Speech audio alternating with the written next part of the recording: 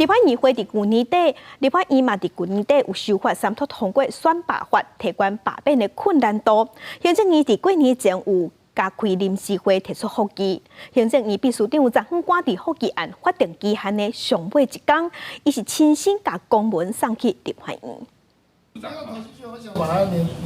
将选罢法复议案的公文打伫立法院秘书长张万来的小法批堂顶头。昨日虽然是春节连假上尾天，立法院小法科无人上班，要不因为是而且立法院复议的法定期限上尾天，行政院秘书长方明欣亲自送实体公文。因为明天就过期，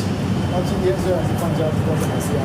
行政院也公布发电子公文，行政院长杜永泰到南投指南宫参拜，虽然无讲到复议案，不过希望调解爱互相信任关怀。朝野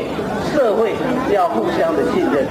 互相关怀，新的一年发展才会成功。 对杜永泰上任到即马第3遍复议，国民党立委柯武真认为会搁再失败，民众党团是批评，若复议搁再失败，杜永泰爱为错过情势，激发调解对立下台。在此呼吁卓荣泰院长不要只想着政治斗争，而是应该多想想治国的良方。短短1年不到时间，已经提了第3次的复议案了，这是对立法部门非常的不尊重。蓝白如果不提不信任案，就是信任行政院。 就应该改变态度，接受行政院的复议啊！行政院对选罢法修法条文复议的理由包括：变相提悬罢免的条件，过度限制人民选罢权，直接适用本届立法委员违反国民主权原则、利益回避原则、加公平正义的维护等一寡抵赖难行的部分。伫咧复议案送到立法院，调解将会搁再进行攻防大战。公司新闻采访报道。